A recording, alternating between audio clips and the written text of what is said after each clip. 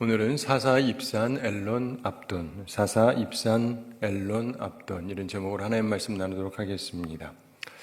여러분들은 어떻게 지내고 계시는지 모르겠는데 저는 이번 주 이제 주일 지나서 월, 화, 수 이렇게 지냈잖아요. 이제 내일도 있고 목, 금 이렇게 있는데 보통 이제 저를 보시는 분들 중에 많은 분들은 주일날 한 번 보죠. 그러니까 주일날 한 번 보고 목사는 주일날 한 번 설교하고 끝나나 보다 뭐 이렇게 생각하는 분이 있고 오늘처럼 이렇게 수요일 오는 분은 최소한 수요일에도 뭐 한다는 거를 그래도 알죠. 새벽 기도 오는 분들은 새벽에도 뭐 한다는 거 알고 근데 이런 거를 이제 접하는 분들은 그래도 뭐 하는 일이 있다는 걸 아는데 그런 걸 안 하는 분은 뭐 하는지를 잘 모릅니다. 사실은 제가 작년이랑 올해랑 그 장로회 신학대학교에서 2년 동안 목회와 설교 예전 이렇게 해서 박사 공부를 했어요. 월요일마다. 그래가지고 지난 월요일에 마지막 수업이었습니다. 참 힘들게 해왔어요. 티 안 내고 잘했죠.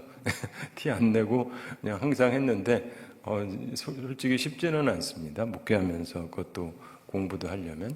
그리고는 이제 어제는 또 이제 교회에 있다 보면 이런저런 일이 있으니까 누군가 면접 볼 일이 있어서 오후에 잠깐 뵙고 그 다음에 또 상당한 분이 있어서 또 대전에 또 갔다 왔습니다. 저녁에 갔다 와서 오니까 9시가 좀 넘었는데 오늘 새벽에 일어나야 되잖아요. 목사니까. 또 새벽 기도 해야 되는 거죠. 그리고 오늘 또 경목 모임이 있는데 하남에 경찰서가 있는데 제가 경목이어서 그 하남시 경찰서장님하고 거기 이제 있는 분들하고 우리 교회 교계 경목들하고 함께 모여서 점심에 이제 식사하고 대화 나누고 뭐 이런저런 시간을 갖다가 지금 이제 저녁 예배니까 또 드려야 되고 이제 내일이 되면 또 이제 새벽 기도 또 해야죠. 새벽 기도 끝나면 또 어디를 가야 되는데 교시라고 있어요. 교회와 시에서 하남에 교회와 시 모임이 있습니다. 그래서 시장님이랑 같이 만나는 모임인데 7시에 있어요. 그러니까 끝나고 또 가야 돼요. 가서 이제 거기서 또 총회도 하고 그리고 또 12시에 장로회 신학대학교의 성지연구원이라고 있습니다. 거기 제가 이사거든요. 모임이 있대요. 그리고 또 금요일은 또 새벽 기도하고 저녁에도 와야 되지만 또 신방이 있어요. 그래서 제 아내가 듣더니 그거 다 해도 되냐고 몸조심 좀 하라고 그러다가 쓰러지는 거 아니냐. 근데 사실 생각을 해보면은 그냥 보면은 모르는 사람은 주일날 한 번 설교하고 끝나는 것 같은데 나름대로 이런저런 일들이 있죠. 그렇다고 해서 그것들이 뭐 티가 잘 나느냐 하면 꼭 그렇지는 않습니다. 오늘 나오는 3명의 사사 이야기를 보면 입다 이후에 3명의 사사 이야기가 나옵니다. 그런데 입다 이후에 첫 사사 입산이라는 사람은 7년 동안 사사로서의 일을 하고 두 번째 사사 엘론은 10년을 사사로서 일을 하고 세 번째 사사 압도는 8년을 다스립니다. 그러니까 뭐 그래도 꽤 되죠. 합치면은 한 25년쯤 되는데 그런데 나라는 죄가 많으면 주관자가 많아진다 이런 말씀이 있어요. 어쨌든 이들이 하기는 하는데 혼자서 굉장히 오랜 시간을 했던 것은 아니고 뭐 나름대로 이렇게 하긴 하는데 이분들의 삶에서 보면 특이한 게 별로 없어요. 특이한 게 별로 없으니까 어떤 사사에게는 하루에 다 하기가 힘들잖아요. 그래서 막 나눠가지고 합니다. 근데 오늘은 한 사람 가지고 다 얘기하기도 너무 할 얘기가 없어서 3명을 그냥 몰아서 합니다. 이해가 되시죠? 그러니까 사람이 있잖아요. 살았다고 다 똑같은 인생이 아니에요. 어떤 사람은 별로 할 말이 없어서 축약해서 쭉 하고 끝내버릴 수밖에 없고 어떤 사람은 한 번에 말할 수가 없어요. 너무 삶이 이런저런 것들이 많아서 그래서 이런저런 이야기를 하게 됩니다. 근데 오늘 이걸 보면서도 우리가 깊게 생각해야 될 수가 있습니다. 내가 한 인생을 살아가면서 똑같은 직분을 갖는다 할지라도 그렇잖아요. 이 사람들이 전부 다 이스라엘의 사사였습니다. 그러니까 나름대로 의미 있는 지위를 갖고 있었죠.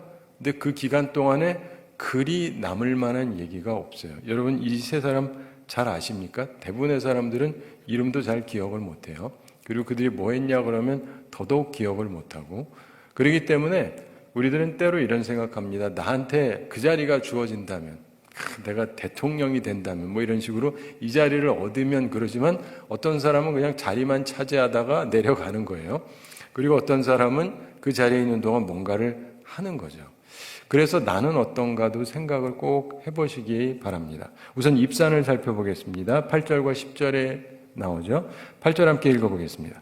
그들을 이어 베들레헴의 입산이 이스라엘의 사사가 되었더라. 아멘. 이 사람이 사사로 지난 기간은 7년이라고 나중에 언급이 되는데, 그런데 결혼해서 낳은 자녀 수로 보건대 오래 살았던 것 같습니다. 이 정도 낳으려면 그래도 꽤 오래 살아야 되거든요. 9절 함께 읽어보겠습니다.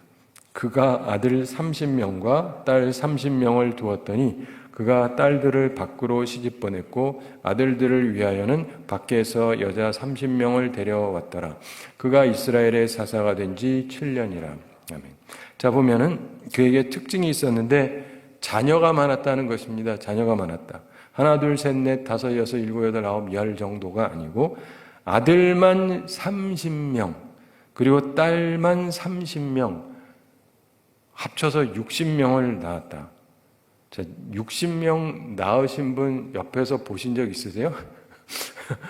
60명을 무슨 수로 낳았을까? 아들 30, 딸 30. 대단합니다. 게다가 이 사람들 또 결혼을 또 다 시켜요. 그가 딸들을 밖에 시집 보냈고 아들들을 위하여는 밖에서 여자 30명을 데려왔더라. 이렇게 되어 있습니다. 여러분, 자녀 결혼도 이렇게 간단한 것만은 아닌데 60명을 다 시집장가를 보냈어요. 힘을 기울였습니다.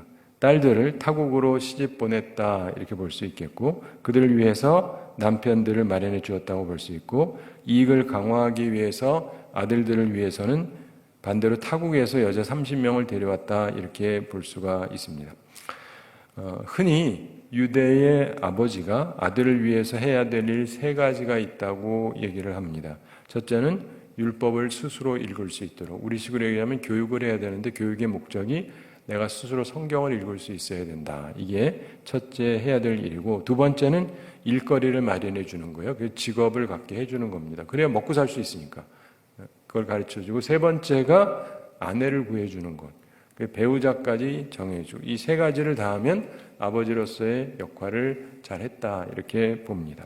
자, 그런데 이 부분에서 우리가 생각해 볼 필요가 있습니다.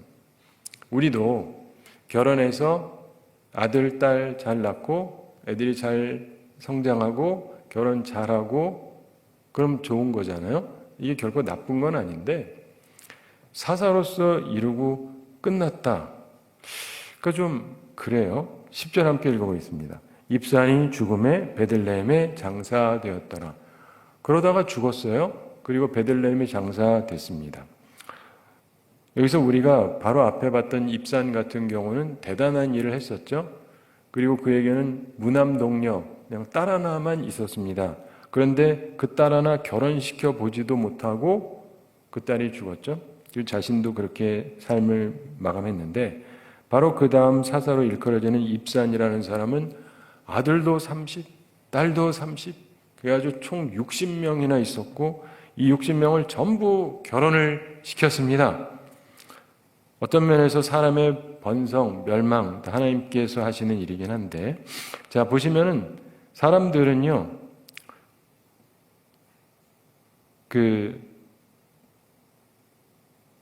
지금 이 사람, 사사 입산이라는 사람, 이 사람의 삶에 대해서 그 전에 있었던 입다의 경우는 이 사람이 큰일을 했잖아요. 입다가 큰일을 하고 무남동녀 딸 하나 있었다가 이 딸 결혼도 못 시키고 끝났지만, 입다는 우리가 기억을 하는데 입사는 잘 기억을 안 합니다. 왜냐하면 특별히 한 게 없으니까. 그러므로 잘 생각해 보세요. 애가 없었다 할지라도, 애가 없었다 할지라도, 딸 하나밖에 없었다 할지라도, 시집도 못 보냈다 할지라도, 그렇지만은 나라를 위해서 큰일을 했던 사람은 사람들이 기억을 하게 돼요. 그렇죠? 입다 선지자. 그런데 입사는요, 아들도 30이나 있고 딸도 30이나 있고 60명을 다 시집장가를 보냈는데 우리는 잘 기억을 못합니다. 그리고 별로 그렇게 훌륭하다라고 생각이 안 들죠? 혹시 정말 훌륭하다라고 생각하는 분 계시나요? 별로 없으실 거예요. 그러니까 우리가 여기서 생각해 봐야 되는 것은요, 우리가 일반적으로 살아가면서 결혼해서 아들도 낳고 딸도 낳고 잘 키워서 시집장가 잘 보내면은 좋다고 생각을 하죠. 물론 그게 나쁜 건 아니에요. 근데 그걸로 끝나는 거랑 아들도 한번 낳아본 적이 없고 딸 하나 있었는데 얘도 시집도 못 보냈지만 하나님을 위해서 뭔가를 한 사람이랑 사람들에게 다르게 기억이 된다는 거예요. 이해가 되십니까? 네. 그래서 나의 삶은 무엇을 추구하며 살아가는 것인가? 하나님의 나라와 영광을 위해서 뭔가 의미 있는 일 하나를 하는가? 아니면 아무것도 없어요? 제가 오늘도 생각을 해봤습니다. 아들을 30명을 낳고 딸을 30명을 낳으려면 몇 년이 걸릴까요? 자, 여기서 몇 가지 생각을 해봐야 됩니다. 애를 아무리 빨리 낳아도 1년에 두세 명씩 낳을 수는 없잖아요. 아내가 혼자면. 그렇죠? 빨리 낳아야 10개월인데 그렇게 해가지고 뭐 60년을 계속 낳았을 확률은 거의 없죠. 그렇다면 이 얘기는 뭐겠어요? 아내가 한 명이 아니었다는 거죠. 그렇죠? 아닌가요? 제가 너무 심하게 생각하는 건가요? 60명을 혼자서 어떻게 낳습니까? 상식적으로 불가능하잖아요. 이 이야기는 아내가 하나가 아니었다는 얘기입니다. 성경에서 별 평가도 없고 얘기도 없지만 한 가지 분명한 건 60명을 낳는 게 사실상 불가능해요. 다윗도 왕이니까 아내가 몇 있었어요. 애도 좀 많이 낳긴 했는데 이렇게 많이 못 낳았어요. 다윗도. 근데 여러분 성경에서 뭐라 그래요? 본래 아내를 많이 두라 그러나요? 아닌 거 아시잖아요. 그리고 왕도 그러지 말라 그러는데 이 사람은 왕이 아니었습니다. 그렇죠? 왕이 아니니까 당연히 아내가 여럿 있으면 안 돼요. 한 명이 아니라 더 결혼하면 중혼이라고 그러잖아요. 여럿 결혼하고 이게 허용이 된 게 아닌데 이 사람은 그러고 살았다는 얘기로 봐도 제가 이상하게 보는 것 같지는 않죠. 네. 비합리적으로 제가 생각하는 거 아니죠. 네. 그렇다고 한다면 이분은 부인이 2명이면은 60명 충분히 낳을 만한가요? 이것도 쉽지가 않아요. 그렇죠? 네. 그러니까 이 얘기는 여성이 많았다라고 보는 게 합리적이지 않겠습니까? 근데 왕도 그러면 안 되는데 자기는 왕도 아니에요. 그런데 여성을 많이 거느렸다는 것이죠. 야곱 같은 경우 4명의 여성이 있었는데 그래서 12명을 낳았잖아요. 딸까지 하면 13 낳았는데 도대체 몇 명이 있었길래 60명을 낳았을까? 이게 알 수는 없어요. 그러나 하여간 굉장히 많은 수가 아니었을까 이렇게 추정을 할 수가 있습니다. 그런 면에서 그는 사람들 앞에 모범적인 삶을 살았다라고 말하기 좀 힘들죠. 네. 표면적으로 보면 소위 아들도 많고 딸도 많고 복받은 사람처럼 보여지긴 하지만 그 하는 방식이나 이런 걸 보면 자기가 마치 다른 나라 왕처럼 그러고 살았다는 이야기입니다. 결코 모범적인 삶을 살았다고 보기가 좀 어렵죠. 그리고 딸들을 밖에 시집 보냈다 이 얘기는 이게 외교를 했다고 볼 수가 있어요. 주변국들하고 좀 평화롭게 살기 위해서 딸들은 저쪽에 보내고 저쪽 딸들은 이쪽으로 들여보내고 옛날에는 그런 일들을 많이 했거든요. 왕들이 그런 일을 하는데 나중에 보면 대표적으로 그 일을 하면서 문제가 심했던 사람이 누구냐면 솔로몬이잖아요. 솔로몬이 애굽 바로의 딸을 데려오기도 하고 그 다음에 다른 나라의 이 공주들을 많이 데리고 옵니다. 그러니까 다 공주들이 오니까 옆에서 이스라엘하고 공격적인 관계를 맺지를 않죠. 평안하기는 한데 그러다 보니까 이 공주들이 오게 될 때 그냥 오는 게 아니라 자기들의 신을 가지고 와요. 그래서 혼란스럽게 만들죠. 대부분 사람들이 있잖아요. 자기가 지내던 그 신앙을 유지하는 경우가 많거든요. 여기서 설명되고 있지는 않지만은 그럼 이 많은 사람들이 들어올 때 순수하게 들어오기만 했겠는가? 자기 아들들이 갔을 때 거기서 순수하게 살았겠는가? 잘 생각해 볼 필요가 있어요. 그는 왕처럼 살았어요. 아무의 제재도 받지 않고 내가 부인이 많아도 아무도 날 건드릴 자가 없어요. 그리고 내가 하고 싶은 대로 하고 살아요. 내 자식들도 내 마음대로 하고 외국에 보내기도 하고 외국에서 들여오기도 하고 이렇게 하면서 사는데 아무도 그를 건드릴 자가 없습니다. 그러나 그의 삶이 과연 하나님이 기뻐할 만한 삶이었겠는가? 그리고 사람들 앞에 본이 되는 삶이었겠는가를 생각해 볼 수가 있어요. 그냥 성경은 그냥 이 얘기만 쭉 이렇게 언급만 하고 끝을 맺습니다. 우리가 이걸 보면서도 생각을 해야 됩니다. 사랑하는 성도 여러분, 우리가 그냥 살면서요, 내 멋대로 하고 아무도 나를 제재할 수 없고 내가 하고 싶은 대로 다 하고 남들이 뭐라 그러든 간에 난 떵떵거리면서 살고 내 하고 싶은 대로 하고 내 방식대로 살고 하나님의 뜻과 상관없이 살아가고 그리고 그러면서 내 나름대로 괜찮다고 생각하고 지위도 유지하고 살아갈 수도 있는데 그게 결코 존경스러운 삶은 아니라는 것입니다. 이걸 우리의 염두에 두어야 합니다. 그래서 그저 내가 했다라고 하는 거는 잘 먹고 잘 살고 애 많이 낳고 애들 시집장가 잘 보내고 끝. 이거는요 굉장히 허무한 인생이 될 수가 있어요. 이걸 생각하시면서 나는 무엇을 추구하고 있는가를 잘 생각해 보시게 되기 바랍니다. 그 다음에 엘론에 대한 이야기가 또 짧게 나옵니다. 11절 함께 읽어보겠습니다. 그 뒤를 이어 스불론 사람 엘론이 이스라엘의 사사가 되어 10년 동안 이스라엘을 다스렸더라. 아멘. 가나안 북쪽에 있는 스불론 사람 엘론이라고 하는 사람이 있었습니다. 아마 이때부터 블레셋 사람들의 40년간 속박이 이미 시작된 것 같다라고 많은 성서학자들이 보는데 이 무렵에 삼손이 태어났을 것이다 이렇게 추정을 합니다. 삼손도 태어나서 자라는 데는 시간이 걸리잖아요. 12절 함께 읽어보겠습니다. 스불론 사람 엘론이 죽음에 스불론 땅 아얄론에 장사되었더라. 특별한 언급이 없어요. 그냥 10년 다스렸다라고만 되어 있습니다. 북쪽에서 다스렸기 때문에 블레셋이 가끔 국경을 넘고 침입했을 것이다 이렇게 성서학자들이 보는데 어쨌든 이 사람에게 있어서는 별 얘기가 없어요. 그냥 10년 동안 다스렸다 끝. 그래서 뭘 했다? 아무것도 없어요. 아무것도 없어요. 아무것도 없어요. 내가 장로가 됐다? 몇십 년 했다? 근데 뭘 했느냐? 아무것도 없어요. 권사가 됐다? 몇십 년을 했다? 뭐가 남았다? 아무것도 없다. 목사가 됐다? 오래 했다? 남은 게 뭐냐? 아무것도 없다. 그냥 몇십 년 했다. 그게 그렇게 자랑스러운 것은 아닐 수 있잖아요. 그렇죠? 여러분 잘 생각해 보셔야 돼요. 내가 하나님 앞에서 내게 주어진 것을 가지고 살아가는데 그래서 내가 하나님을 위해서 무엇을 남기었는가? 네, 무엇을 남기었는가? 그냥 몇 년 동안 이만큼 했다. 그냥 그거 말고는 별로 할 얘기가 없다면 뭐 그럴 수도 있는데 그것도 좀 그렇죠? 그래서 이 세 명의 사람은 이름은 있으나 무명의 사사들인 겁니다. 분명히 이름은 있지만 이름이 없는 사사들이죠. 그래서 여러분이 인생에서 잘 생각해 보셔야 돼요. 내가 어디 가서 어떤 지위를 얻고 뭐 그게 중요한 게 아니라 내가 과연 어떤 역할을 했는가 하는 것입니다. 그래서 어떤 사람은 사사가 아님에도 불구하고 자기가 어떤 귀한 일을 함으로 해서 이름이 남는 여인도 있었잖아요. 그런 걸 보면서 우리는 과연 이름만 있고 자리만 있고 그리고 얼만큼 있었다. 그게 뭐 그렇게 중요합니까?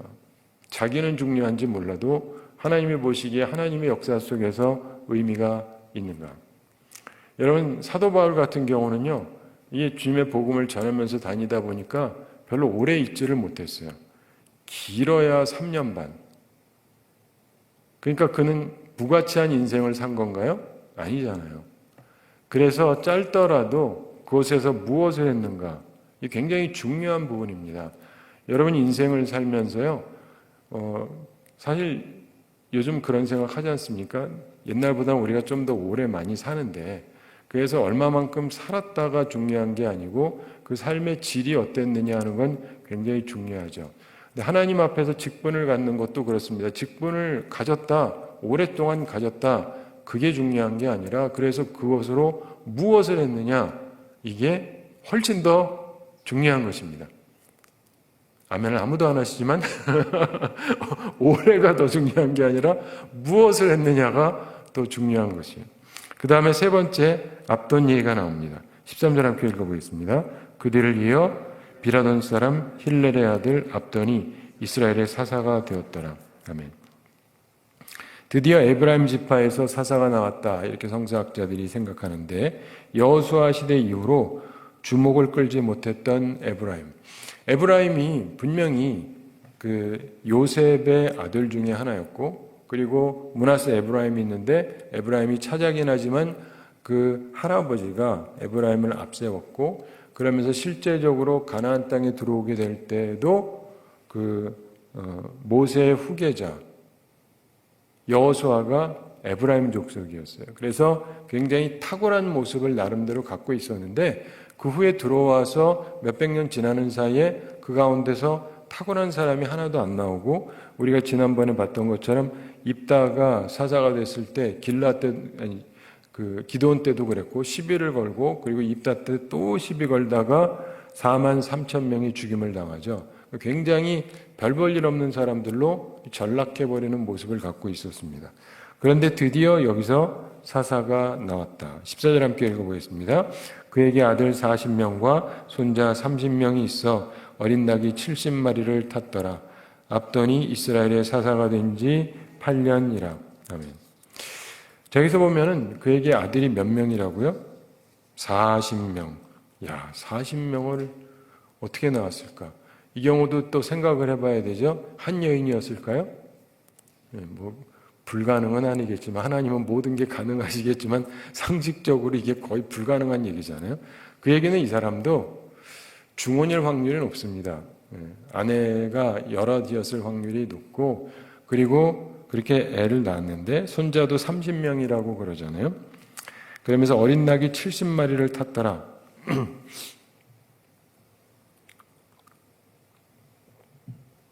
어린 낙이 70마리를 탔더라. 그럼 무슨 생각이 드세요? 요즘에 우리나라에서 고급 외제차 있죠? 고급 외제차를 70명이 다 탔다, 이런 얘기를 하고 보셔야 맞습니다. 왜냐하면은 이스라엘 사람들은 이 말이나 나귀가요, 싸구려가 아니에요. 굉장히 이게 고급입니다. 그래서 높은 사람들이 타는 거고, 말은 전쟁 시에, 나귀는 평화 시에 많이 탔어요. 자, 그런데 여기서 보면은 70명이 어린 나귀 70마리를 탔다, 이 얘기는요, 전부 집안 사람들이 제일 좋은 고급차를 다 타고 다녔다, 이 말이에요. 그런 집 흔하게 보셨어요? 70명이 다 외제차 타고 다니는 집안 70명도 없죠, 기본적으로. 근데 거기다 70명이 다 최고급 외제차를 타고 다녔다. 일단은 다른 사람들이 보기에 폼은 나죠. 폼은 나는데 이게 과연 존경스러운 삶이냐, 이건 약간 별개의 모습입니다. 뭔가 훌륭한 일을 하면서 그랬다면 괜찮은데 특별하게 한 일이 없어요. 그냥 아들만 많이 낳았고 손주도 많이 낳고, 어디서 낳는지 이건 돈도 많아가지고 다들 누리고 잘 살았다, 이 얘기예요. 그렇게 이스라엘의 사사로 8년을 지냈다, 이렇게 되어 있습니다. 15절 함께 읽어보겠습니다.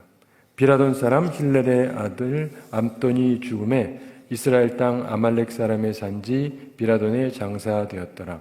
아멘. 그런데 죽었습니다. 어떤 성서학자들은 이 사람은 평화를 보지 못했다, 이렇게 봅니다. 왜냐하면 블레셋의 침략이 시작되었기 때문입니다. 우리가 다음에 이제 삼손에 대해서 보게 되는데, 삼손이 태어나서 그가 자라가지고 그 다음에 싸움을 하면서 사사로서 일을 하는데, 삼손이 딱 태어나자마자 짜잔 해가지고 어른이 돼가지고 싸운 게 아니거든요. 그렇잖아요. 어린 시절이 있고 청소년기가 있고 어른이 되면서 움직이게 되는데, 지금 여기 있는 시간들을 생각해 보세요. 이 마지막 사사가 8년이라고 그랬잖아요. 8년. 그러면은 삼손이 태어나가지고 8년 돼서 8살이 돼가지고 싸웠을 리는 없고, 그 전부터겠죠?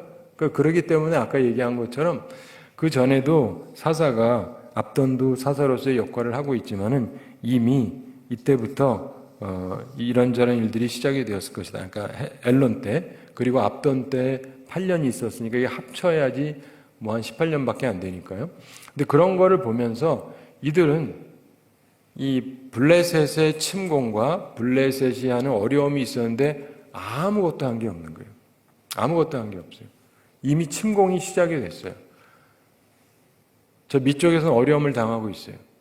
근데 자기가 있는 데서만 잘 살면 되는 거예요. 내가 있는 데서만 잘 살면 되는 거예요. 내가 있는 데서는 괜찮게 살고 있어요. 그렇지만 저쪽에서 서남부 지역에서 어려움이 생겨가지고 계속해서 어려움이 있는데 아무것도 하는 게 없어요. 아무것도 하는 게 없어요. 삼손이 자랄 때까지 아무도 무엇을 하는 게 없었다는 것입니다. 이걸 보면서 블레셋의 침략이 이미 시작되었는데 이스라엘의 신적인 존재였던 하나님께서 세운다라고 생각하는 사사들이 이렇게 그냥 평범하게 살다가 죽어간 거예요. 예전 사사들은 그래도 뭔가를 했는데 이 사람들은 한 게 아무것도 없어요. 어려움이 생긴다 혹은 저쪽 얘기고 우리 집안만 잘 먹고 잘 살면 돼요. 계속. 그래서 우리 집안만 잘 먹고 잘 살고 외제차 타고 그리고 살고 있었다 이런 얘기가 되는 거예요. 이해가 되시죠? 네. 그러니까 굉장히 비극적인 상황입니다. 이걸 보면서 우리는 어떤 사람인가를 잘 생각해 봐야 됩니다. 내가 높은 위치에 있다 할지라도 어떤 위치에 있다 할지라도 내가 할 바를 하지 않음으로 해서 사람들에게 어려움이 생기고 있는데도 불구하고 그냥 나만 잘 먹고 잘 살면 되는 거냐? 그들은 잘 먹고 잘 살았습니다. 그런데 이게 결코 칭찬할 삶도 아니고 존경받을 삶도 아니었다는 것입니다. 그러므로 우리는 하나님의 사람들로서 이 시대에 나는 무엇을 하고 있는가를 생각해 볼 필요가 있습니다. 그러면서 또 다른 질문이 있습니다. 말씀을 맺기 전에 생각할 게 있는데 이 사사시대 지금까지 약 한 250년 정도 됐다 이렇게 성서학자들이 보는데 그 기간 동안에 제사장도 계속 있었을 거 아니겠어요? 제사장들이 계속 있었을 텐데 그리고 레위인들 뭐 이런 언급이 거의 없습니다. 거의 없어요. 믿는 나라인데 그러면 그 가운데서 정치적 지도자들이 훌륭하지 못했다 치고 그러면 교회 안에서 소위 말하는 목사님들이 있었을 거 아니에요. 우리 식으로 하면 노회장도 있고 총회장도 있고 쭉 있고 그런데 수많은 사람들이 계속 있었을 텐데 언급이 하나도 없어요. 왜 언급이 없을까? 왜 제사장들의 강력한 탁월성이 이렇게 하나도 드러나지가 않는 것인가? 그랬기 때문에 이스라엘이 미약했고 쉽게 배교했던 것이 아닐까 이런 생각할 수 있습니다. 이후에 우리가 보면 제사장 가문에서 쭉 내려오다가 엘리를 우리가 보게 돼요. 엘리 아시죠? 이 사람이 이름은 멋있어요. 엘리라는 건 나의 하나님. 그런데 이 사람이 아들 둘이 있는데 이 아들 둘이 또 제사장이 돼요. 옛날에는 세습을 했으니까. 근데 온갖 못된 짓을 당합니다. 온갖 못된 짓을 해요. 근데 제대로 통제를 하질 않습니다. 야, 너희들 그럼 되겠니? 라고만 해요. 사람들이 욕한다. 이 정도만 해요. 그런데 그것이 보여주는 한 가지 모습이에요. 이 제사장 집안이 탁월해서 온전하고 사람들에게 제대로 가르쳐서 제대로 갈 수 있도록 도전을 하고 자극을 주고 바르게 하는 것을 전혀 하지 못하고 그냥 자기들은 잘 먹고 잘 살았다예요. 죄송합니다. 그때는 그 제사장에게 모든 걸 다 갖고 오던 시대거든요. 제사장은 이 드려지는 것들을 거의 다 차지하게 되기 때문에 굉장히 부유하게 잘 살 수가 있었어요. 근데 뭐 자기는 신경 안 써요. 뭐 어떻게 되든 상관없으니까 자기는 돈 있고 먹을 거 있고 우리 자식들 잘 살면 되고 그냥 그러고 수백 년을 살아가고 있었다 이 말이에요. 허망한 거잖아요. 허망한 거. 이게 나라가 엉망이 되고 지도자들도 엉망이고 그러면 신앙의 지도자들이라도 깨어서 뭘 해야 되는데 제대로 하는 사람이 없는 거예요. 누가 나서가지고 바른 말을 해주고 바른 방향으로 지도를 해주고 하는 사람이 전혀 없으니까 깨워주지를 못하니까 사람들이 다들 지멋대로 하는 거예요. 이 사사시대의 특징이 뭐냐면 자기가 옳은 대로 행하더라요. 그냥 내가 하고 싶은 대로 하는 거예요. 이 시대는. 왜냐? 신앙의 지도자들조차도 그냥 나만 잘 먹고 잘 살면 되는 거예요. 나만 잘 먹고 잘 살고 내 아들들만 잘 먹고 잘 살고 그러면 되는 거예요. 무슨 말인지 아시죠? 네. 그러면 안 된다 이 말입니다.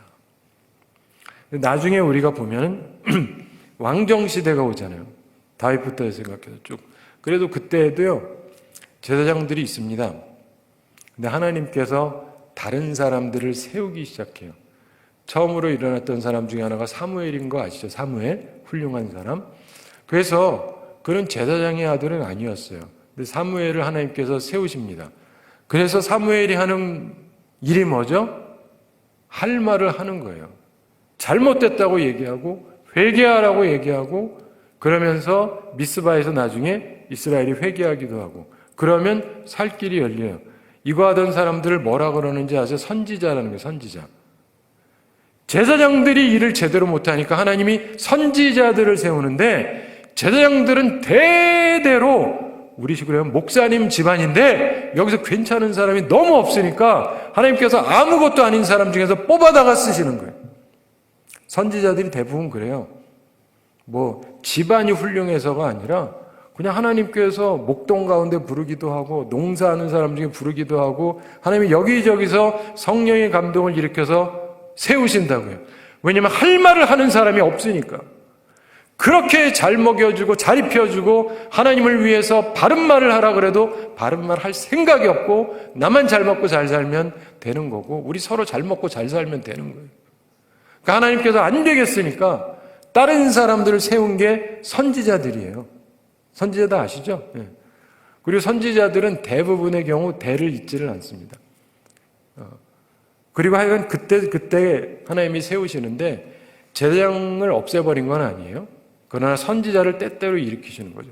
또 간혹 가다 보면은 제사장의 아들 중에서 선지자가 나오기도 해요. 예수님 때도 대표적인 사람이 세례 요한이잖아요. 제사장 아들인데 제사장 일을 하지 않고 선지자 역할을 해요. 나는 누리며 살겠다가 아니라 할 말을 해야 되겠다 하는 거죠. 사랑하는 성도 여러분, 이스라엘 백성들의 이런 모든 피곤함의 근간이 뭐냐면 온전한 하나님의 말씀이 없어서 그런 거예요. 굉장히 중요해요. 성경 말씀이 없는 건 아니지만 성경을 아는 분이 제대로 가르쳐서 제대로 살게 해줘야 되는데 관심이 없어요. 헌금만 잘하면 돼요. 나만 잘 먹고 잘 살면 돼요. 우리끼리 잘 놀고 잘 지내면 돼요. 이 사람들도 마찬가지예요. 바르게 안 살아도 상관없어요. 그냥 이렇게 해서 어떻게든 잘 먹고 잘 살고 결혼하고 애 낳고 뭐 하여간 잘 지내고 이러면 되는 거예요. 이러다 보니까 하나님의 나라가 엉망이 되어져 갔었다. 말씀을 맺으면서 우리가 생각할 게 있습니다. 나는 땅만 버리는 사람은 아닌가? 나는 땅만 버리는 사람은 아닌가? 하나님께서 나를 심어주셨죠. 나한테 직분도 주셨고 그런데 이 위치에서 내가 좋은 결실을 맺고 있는가? 아니면 귀중한 일을 감당했던 사사들도 있지만 이름만 가지고 특별한 일 하나도 하지 않고 그저 나만 잘 먹고 잘 살고 우리 자식들, 우리 손주들 잘 먹고 잘 살면 되고 그냥 이러다가 끝난 인간들처럼 우리도 그렇게 살 거냐? 이걸 우리한테 가르쳐 주는 거예요. 너는 어떻게 살래? 라고 하나님께서 우리 앞에 제시하는 것입니다. 나는 어떻게 살 것인가? 스스로 잘 생각해 보시기 바랍니다. 그리고 내가 지금까지 추구했던 게 뭔지를 생각해 보시고 그리고 지금도 여전히 그냥 우리 집만 잘 먹고 잘 살고 편안하면 된다면 여러분은 그렇게 다 해봤자 하나님 앞에 별로 남는 인생이 아니고 존경받은 인생은 절대로 안 될 것입니다. 그러므로 오늘이라도 여러분의 생각을 뒤집으셔야 돼요. 남은 삶이라도 이제는 하나님을 위해서 살아야 되겠다. 하나님을 위해서 살아야 되겠다. 하나님을 위해서 살아야 되겠다. 그러면 내게 주어진 부분에서 내가 할 바를 하게 되고 온전히 살아가게 되는데 이게 하나하나 엮여져서 우리 모두가 그렇게 살게 되면 하나님이 기뻐하시는 귀한 하나님의 나라를 이 땅에 만들어갈 수가 있는 것이죠. 바라기는 이 말씀을 기억하면서 우리들이 이름만 있되 아무도 기억하지 못하는, 그냥 오랫동안 있었던 사람이다로 기억나는 사람으로 끝나지 않도록, 그리고 그냥 역할을 했었다, 뭐 짧든 어쨌든 이름은 있었다, 그렇지만 실제적으로는 무명한 사람들이 되지 아니하고 하나님의 나라와 영광을 위해서 크게 쓰임받고 하나님께서 사랑하시고 또 많은 주님의 사람들이 기억하게 되는 귀한 자리에 서고 싶다, 이런 좋은 선한 열망을 가지시게 되기 바라고, 하나님 앞에 아름답게 쓰임받는 우리 모두가 되기를 바랍니다. 우리 함께 기도하겠습니다. 사랑의 하나님 아버지, 우리를 사랑하시고 오늘도 주에 대해 귀한 말씀 주임을 감사드립니다. 주의 말씀을 기억하면서 이 세 명의 사사들을 보면서 우리들 스스로도 어떻게 살아갈 것인지 잘 생각해 볼 수 있게 하여 주시옵소서. 주님께서 우리에게 주시는 감동을 따라서 우리가 좋은 자리를 차지하고, 그리고 내가 잘 먹고 잘 살고 편안하게 살고 우리 아들들 잘 되고 딸들 잘 되고 손주들 잘 되고 좋은 거 누리고 살고, 그것이 끝이라면 매우 허망하다는 것을 기억하면서 하나님 앞에서 온전히 살아가는 주의 백성들 되게 하여 주시옵소서. 우리가 바라볼 때에도 우리나라가 곳곳에서 무너지고 있는 것이 보여집니다. 나는 이것을 위해서 무엇을 하고 있는지 돌이켜보게 해주시고, 전혀 상관없다, 그냥 나만 잘 먹고 잘 살면 된다, 이런 것이 아니고 하나님께서 기뻐하시는 일을 위해서 움직일 수 있는 주의 사람들이 되게 하여 주시옵소서. 그래서 주님 앞에 칭찬받는 삶을 살아가는 저희들 다 되게 하여 주시옵소서. 감사드리며 예수님의 이름으로 기도드리옵나이다. 아멘.